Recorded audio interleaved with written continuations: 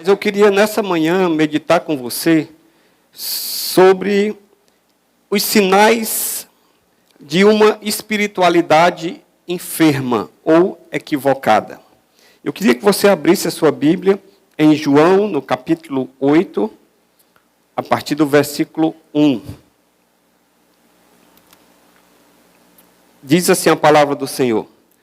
Jesus, porém, foi para o Monte das Oliveiras, e pela manhã cedo tornou para o templo, e todo o povo vinha ter com ele, e assentando-se os ensinava.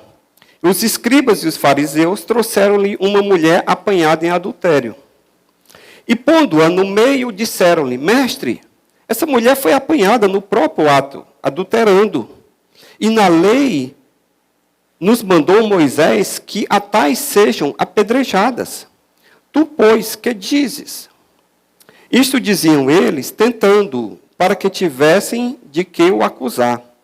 Mas Jesus, inclinando-se, escrevia com o dedo na terra.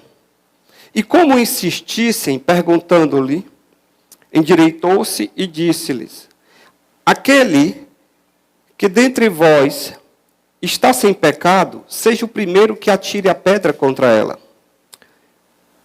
E tornando a inclinar-se, escrevia na terra.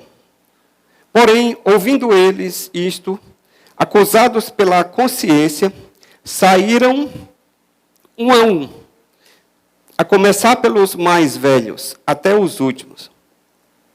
Ficou só Jesus e a mulher que estava no meio. E endireitando-se Jesus, e não vendo ninguém mais do que a mulher, disse-lhe: Mulher, onde estão os teus acusadores? Ninguém te condenou? E ela disse: Ninguém, Senhor. E disse-lhe Jesus: Nem eu também te condeno. Vai-te e não peques mais. Pai, em nome de Jesus, pedimos o teu Espírito Santo, sabedoria, graça, orientação e direção, para que aquilo que for ministrado neste momento, nessa manhã, nesse lugar, possa, Senhor, alcançar os nossos corações, não só daqueles que estão ouvindo agora, mas de todos aqueles que ainda venham a ter acesso a essa palavra, a essa ministração, meu Deus, para a glória do teu nome, em nome de Jesus. Amém. Sinais de uma espiritualidade enferma ou equivocada. Antes de nós falarmos sobre os sinais dessa espiritualidade enferma ou equivocada, primeiro a gente precisa entender o que seria a espiritualidade em si. O dicionário traz a seguinte definição de espiritualidade: é a característica ou qualidade do que tem ou revela intensa atividade religiosa ou mística, religiosidade, misticismo. Tudo o que possa demonstrar ou ter fundamento religioso ou espiritual. É o contrário de carnalidade e de materialidade. Portanto, a espiritualidade, ela diz respeito a tudo quanto envolve o nosso ser imaterial. A Bíblia diz que nós somos corpo, alma e espírito. O corpo ele é fácil de definir porque nós estamos vendo, nós estamos nos tocando, sentindo. Mas nós temos a alma, que é composta pela nossa vontade, pelas nossas emoções. E nós temos também o nosso espírito, que é aquela parte do nosso ser que se volta para Deus, que se comunica com Deus. Essa parte que faz com que nós busquemos a Deus, o sobrenatural, o místico, o divino. Cada povo, cada nação, cada cultura tem a sua expressão de espiritualidade. Portanto, a nossa espiritualidade, ela molda a nossa cosmovisão. O que é cosmovisão, pastor? Cosmo é mundo. E visão, o próprio nome já disse. Então, cosmovisão é a nossa visão do mundo. É a forma como nós vemos o mundo. Então, a nossa espiritualidade, ela molda essa forma como nós vemos o mundo. Ela molda a forma como nós vemos e como nós vivemos no mundo, como nós interagimos neste mundo. Ela molda a forma como nós convivemos com as pessoas. Aquilo que a gente crê, aquilo que a gente acredita, molda, determina a forma como nós lidamos também com as pessoas. E como também nós lidamos com as coisas, com o mundo material, com o planeta, com os recursos, com o dinheiro. Então, veja bem, a nossa espiritualidade, ela molda tudo que diz respeito à nossa vida. E não apenas a nossa parte religiosa, mística. Porque a forma como nós vemos a Deus, a forma como nós nos aproximamos de Deus, ou buscamos o divino, o sagrado, isso acaba moldando a forma como nós agimos no mundo. A forma como nós interagimos com as pessoas. A forma como nós usamos e dispomos dos recursos materiais. Baseado aqui neste episódio, eu queria que a gente analisasse especificamente a espiritualidade dos escribas e fariseus. Porque a gente, analisando a forma como eles lidavam com o sagrado, a forma como eles viam a Deus e o mundo, isso foi determinante para os diversos embates e conflitos que eles tiveram com Jesus. Quando você lê os evangelhos, você vê os fariseus, os saduceus, os sacerdotes, eles estão sempre, parece que no embate contra Jesus. Sempre tentando colocar casca de banana, sempre tentando pegar Jesus do contrapé. E isso aconteceu por conta de uma espiritualidade não sadia, uma espiritualidade enferma, uma espiritualidade equivocada. Então, antes de nós prosseguirmos, eu queria deixar um alerta. Qual é o alerta, pastor? O alerta é o seguinte, que nem toda expressão de espiritualidade, ela é saudável. Nem todo mundo que está se voltando para o divino, para o sagrado, para o sobrenatural, o faz de forma correta, saudável. E que nem toda manifestação religiosa, nem toda manifestação espiritual é de Deus. Deus está no negócio, Deus está ali. Não é porque agora a gente está buscando se elevar espiritualmente que agora a gente tem a garantia de que a gente está no caminho certo. Logo, nem todas as crenças e nem todos os caminhos levam a Deus.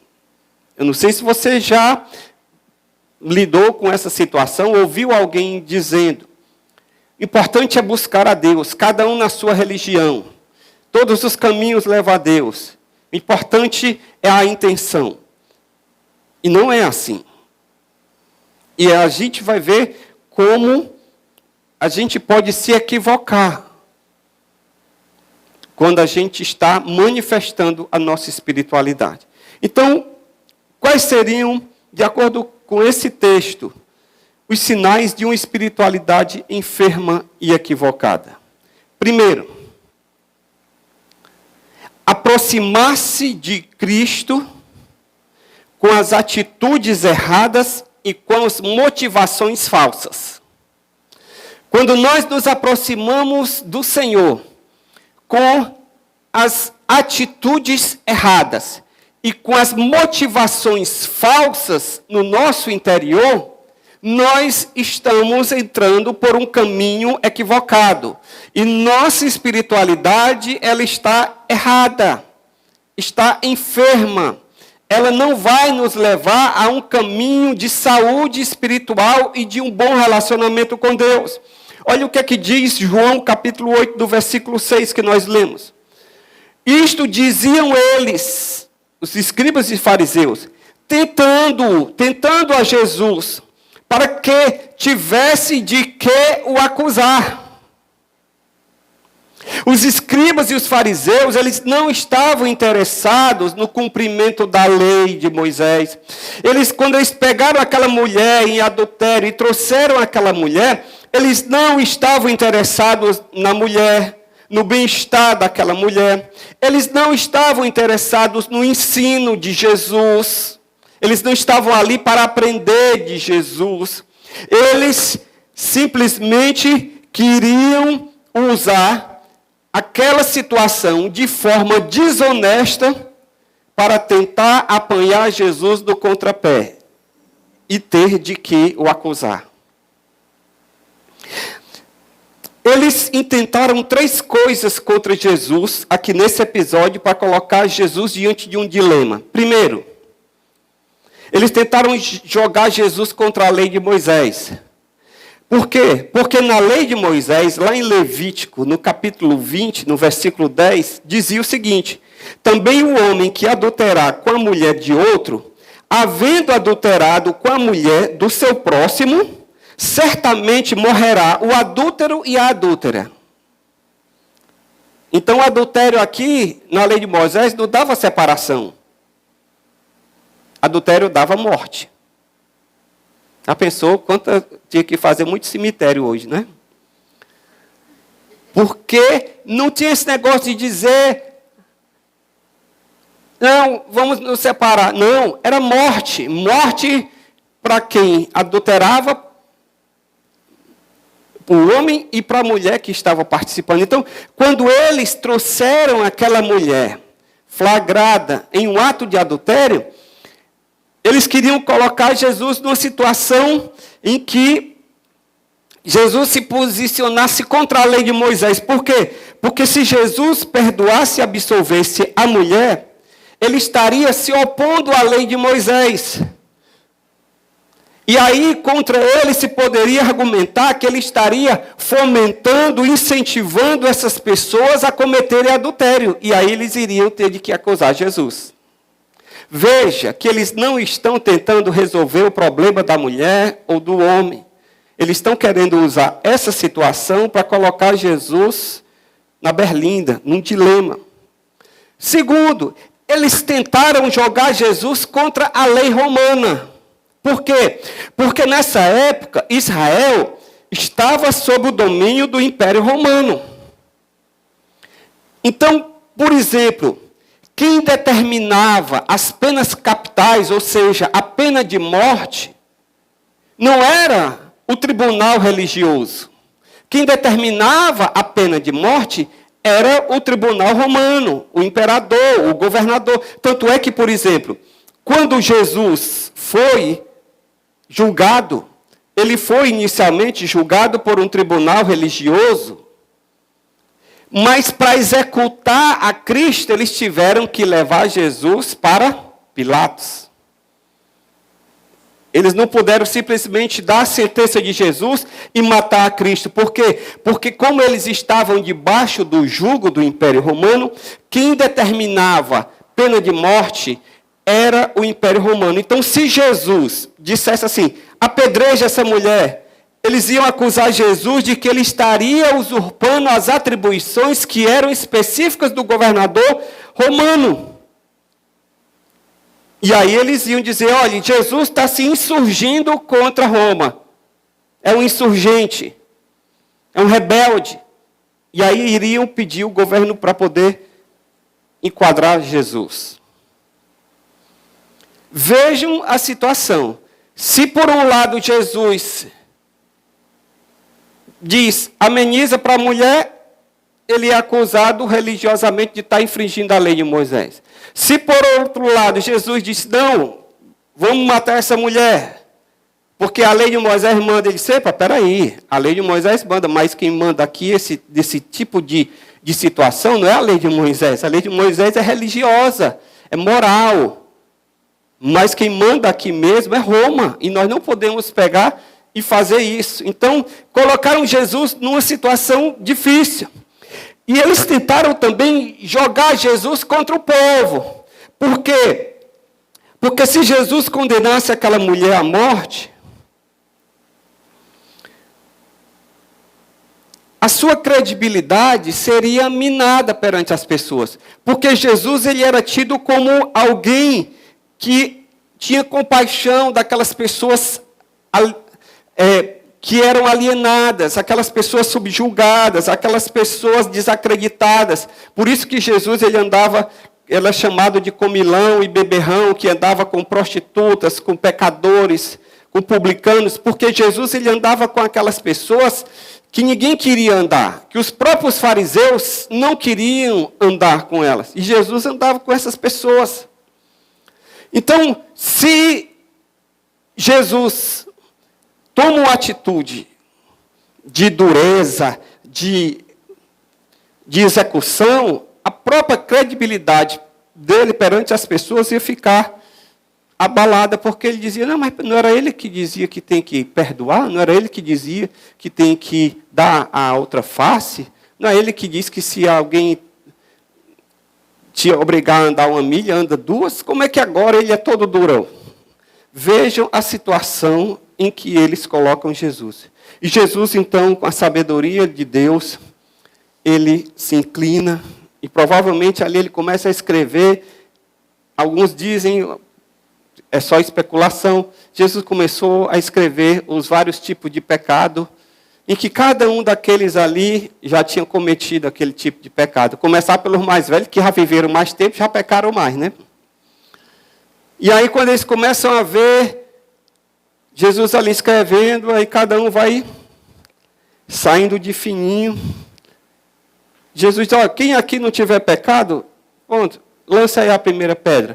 Jesus, ele tira o foco dele e coloca o foco neles.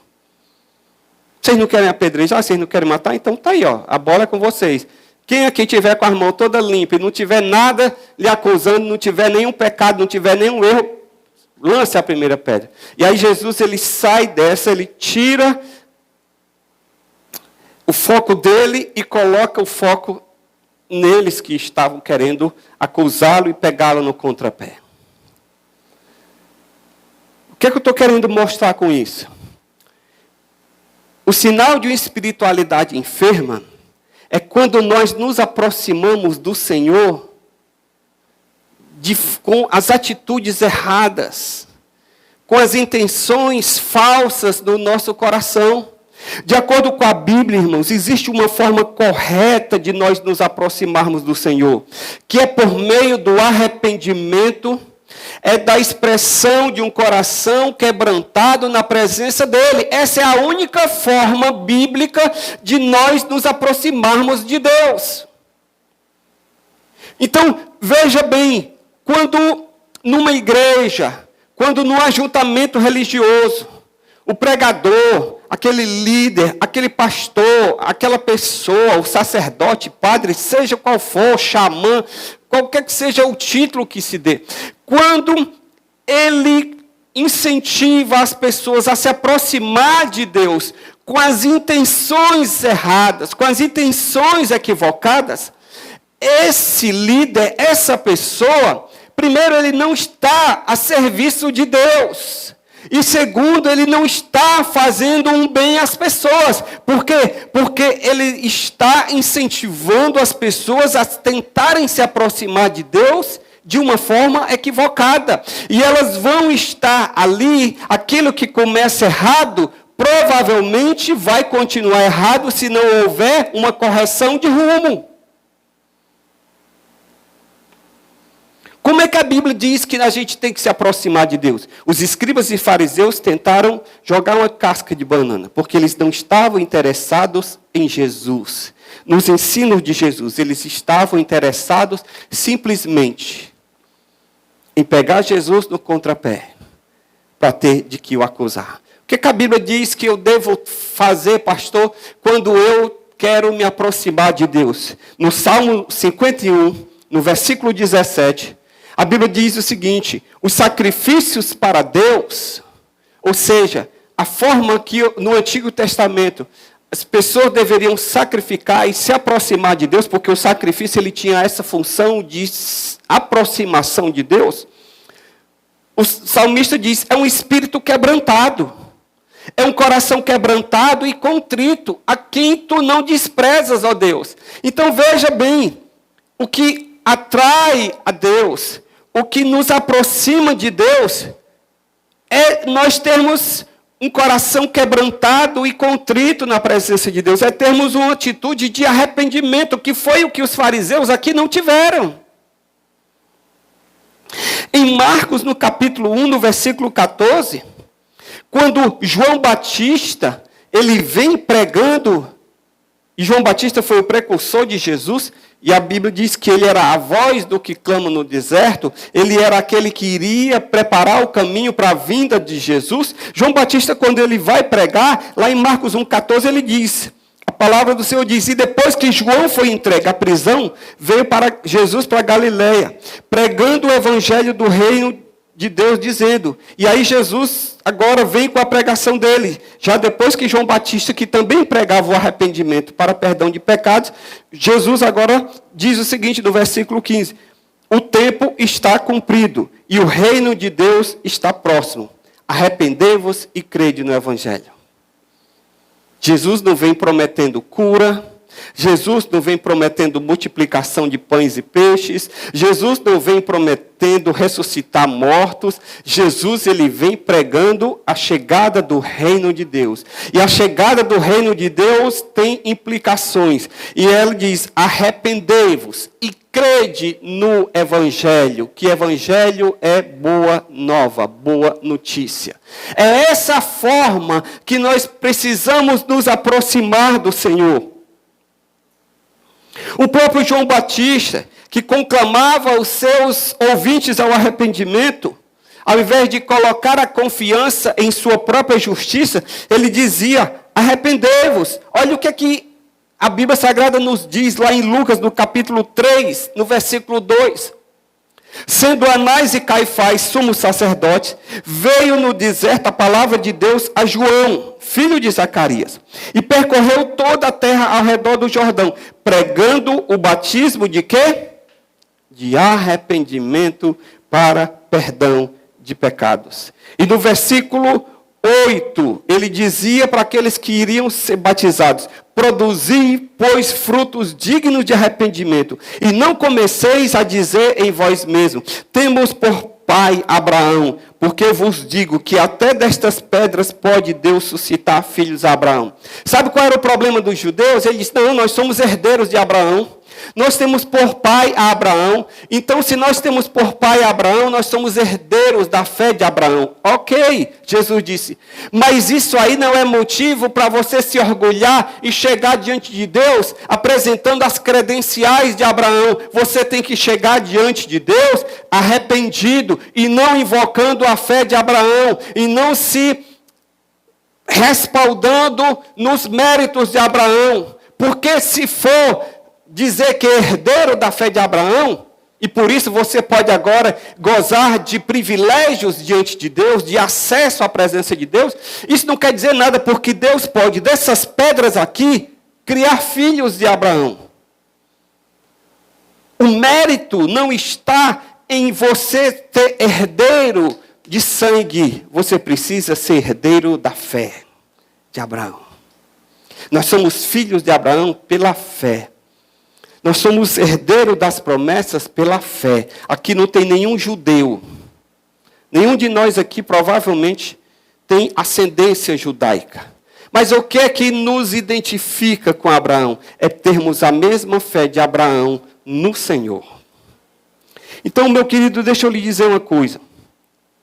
A forma correta de se aproximar de Deus, de se achegar ao Senhor, não é com intenções erradas, não é com motivações falsas. Eu tenho que vir a Deus não por causa que eu quero resolver o problema do meu casamento. Eu tenho que vir a Deus não porque eu quero ter saúde no meu corpo. Eu tenho que vir a Deus não porque eu estou quebrado e eu estou precisando de alguém que me socorra e eu ouvi dizer que se eu der 10, Deus me dá 100. E não tem nenhum banco hoje dando uma aplicação dessa. Dá 2% ao ano, que é o que está dando a Selic. E se me disseram que se eu sacrificar, se eu der aqui o meu sacrifício do altar, eu vou resolver o meu problema. Eu vou deixar de ser empregado para ser empresário. Eu vou estar por cima de tudo. E aí eu venho porque eu quero. É uma espécie de loteria espiritual. E essa atitude, ela é equivocada. Não é a forma correta de se aproximar de Deus, porque a forma correta é se quebrantando, é se arrependendo dos seus pecados. Jesus, ele ensinou uma parábola em que ele mostra, ele deixa claro que a autoconfiança na sua justiça própria é uma demonstração de uma espiritualidade enferma, equivocada, e que por isso é uma tentativa que não é aceita por Deus. Onde é que tem isso, pastor? Lucas, do capítulo 18, do versículo 9, acompanhe comigo o ensino de Jesus. Ele diz o seguinte, o texto, e disse também esta parábola a uns que confiavam o quê?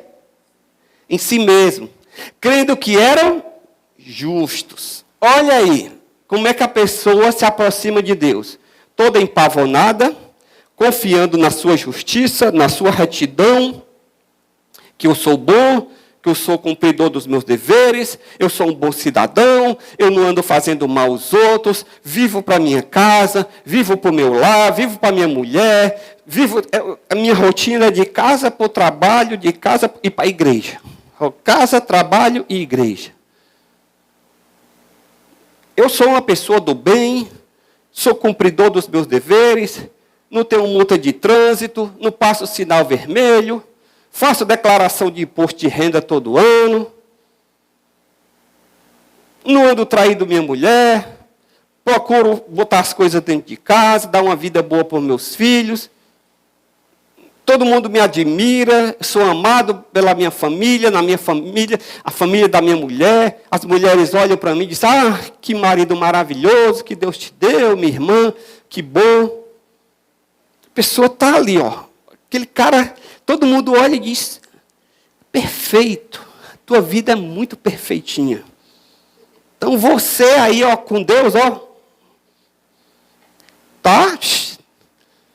Passa direto. E aí, Jesus, ele conta essa parábola falando desse tipo de pessoa que se achava muito justa. O que é que diz o texto? Continuando, em Lucas 18, 9.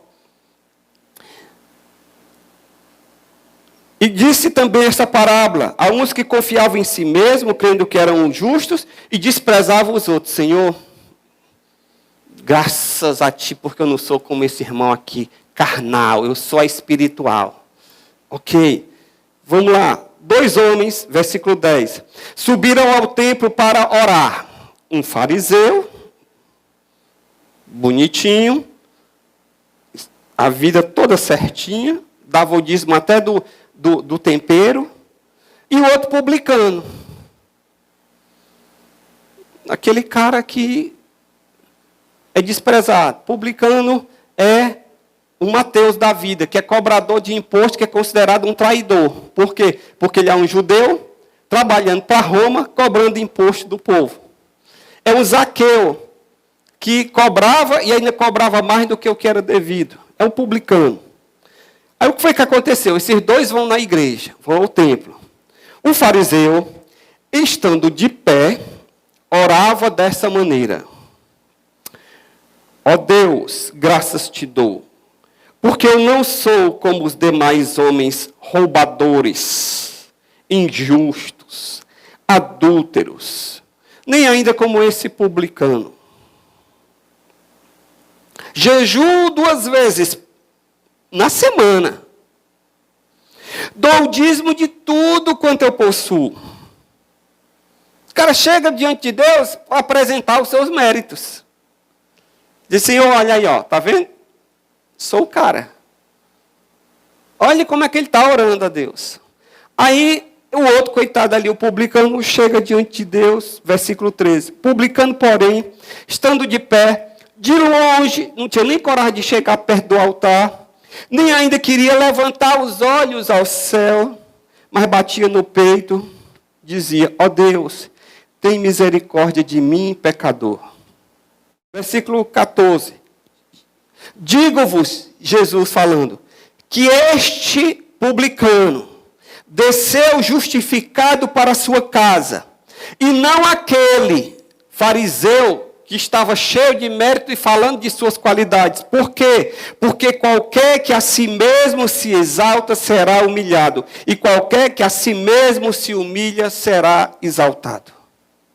Então, meu querido, deixa eu lhe dizer, qualquer forma, qualquer tentativa de aproximação de Deus, que não envolva sinceridade, que não envolva tristeza por causa do pecado, não faz jus nem a posição da santidade de Deus, e muito menos a nossa condição de pecadores.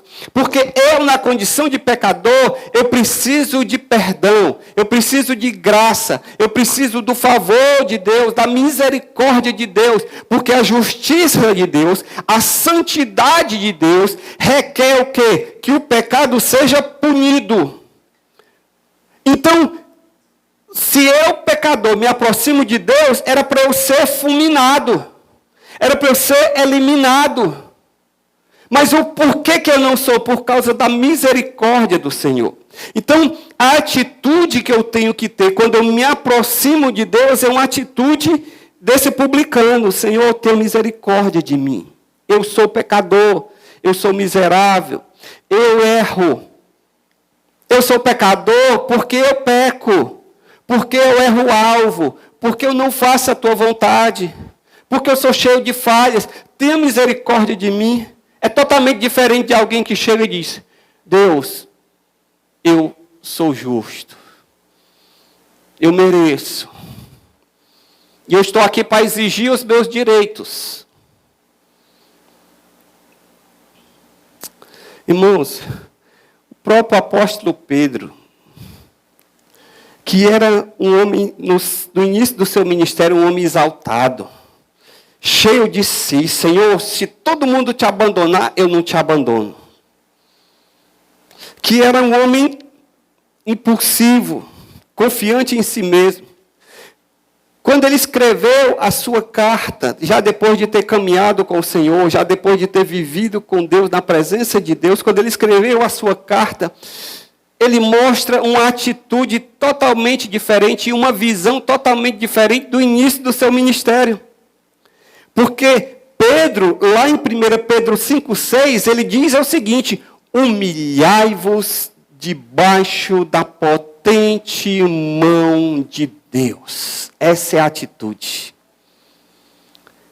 Pedro está nos dando aqui, irmãos, a direção. Está dizendo o seguinte, uma espiritualidade sadia é quando eu me aproximo de Deus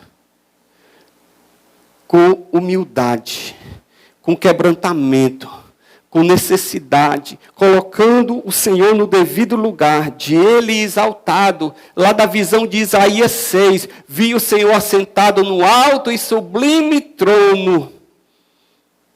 E as suas vestes enchiam o templo. E os anjos, os querubins, voavam na presença dele. Com 2 asas cobriam os pés. Com outra cobriam os olhos. E dizendo, Santo, Santo, Santo, Santo é o Senhor. E quando Isaías tem essa visão e ele se vê pecador ali na presença de Deus e diz, ai meu Deus, que vou perecendo na tua presença, porque eu sou um homem de lábios impuros e habito no meio de um povo de impuros lábios e os meus olhos viram o rei. E ele só não é eliminado, porque o anjo tira uma brasa do altar e toca na vida dele e purifica a vida dele. Senão a presença de Deus simplesmente destruía. Pedro diz, humilhai-vos debaixo da potente mão de Deus. John Trapp, ele fala o seguinte, o coração quebrantado é o único coração sadio.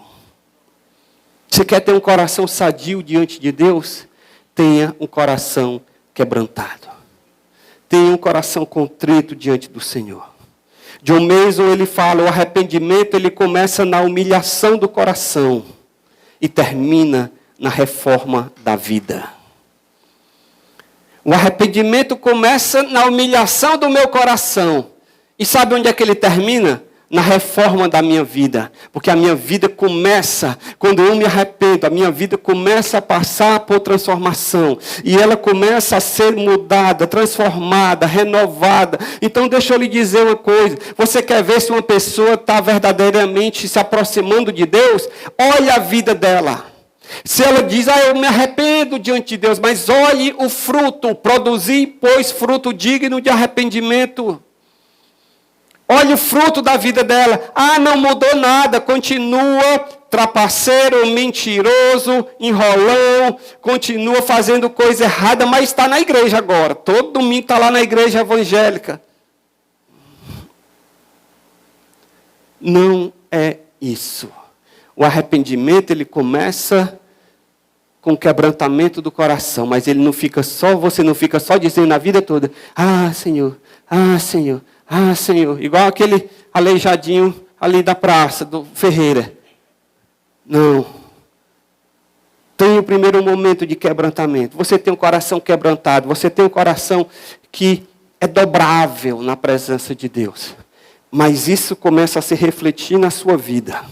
Na forma como você vê, na forma como você lida com as pessoas, na forma como você conduz a sua vida. John Stott, ele fala o seguinte: a fé que recebe a Cristo, ela precisa ser acompanhada pelo arrependimento que rejeita o pecado. Eu não posso dizer que creio em Cristo se eu não rejeito o pecado. Eu não posso dizer que amo a Deus se eu continuo com o pecado na minha vida. É por isso que eu falei há pouco no início do culto. Se tiver na minha vida alguma coisa que eu não possa orar sobre isso, que eu não possa apresentar a Deus, então tem alguma coisa errada. Porque tudo na minha vida pode e deve ser objeto de oração, apresentável na presença de Deus. Por quê? Porque a vida com Deus, ela começa com arrependimento, mas ela rejeita o pecado. Portanto, eu queria, encerrando esse momento, lhe dizer o seguinte: aproxime-se de Deus, reconhecendo a sua condição de pecador e de que Deus é santo. Reconheça que sem Deus você está condenado e que somente nele há perdão e salvação. E coloque-se diante de Deus na posição de servo, dependente do cuidado e da provisão de Deus. E o reconheça como Senhor, o único capaz de cuidar e de suprir todas as suas necessidades. Essa é a atitude que nós devemos ter quando nos aproximamos do Senhor. Esse é um sinal de uma espiritualidade sadia. Por fim, a Bíblia diz em Hebreus 11:6, ora, sem fé é impossível agradar a Deus, porque é necessário que aquele que se aproxima de Deus tenha duas atitudes. Primeiro, creia que Ele existe. Segundo, que Ele se torna galardoador daqueles que o buscam. Ele abençoa aqueles que o buscam. Essa é a atitude que nós devemos ter quando nos aproximamos do Senhor. E Pedro fala, lá em 1 Pedro 5,7, depois de ter caminhado com o Senhor, ele já agora não é mais cheio de autoconfiança. Ele agora não é mais empavonado, dizendo que, Senhor, eu sou o mais fiel dos teus discípulos. Eu sou aquele que faço e aconteço. Se todo mundo te abandonar, conta comigo. Depois de ter negado Jesus 3 vezes, de ter sido restaurado, Pedro, ele escreve a sua carta, lá em 1 Pedro 5,7, ele diz, lançando sobre ele toda a vossa ansiedade, porque ele tem cuidado de vós. Essa é a atitude correta, irmãos, quando nós nos aproximamos do Senhor. Um coração quebrantado, dependente, reconhecendo que nós não somos nada e que Ele é tudo. E que sem Ele nós estamos fadados a uma eternidade, ao inferno, longe do Senhor. Que você nessa manhã tenha a atitude de se aproximar do Senhor, não com falsas motivações, não com falsas intenções, mas que você tenha a atitude de se quebrantar na presença do Senhor, porque essa é a única forma de você ser aceito na presença de Deus. Vamos ficar de pé na presença do Senhor.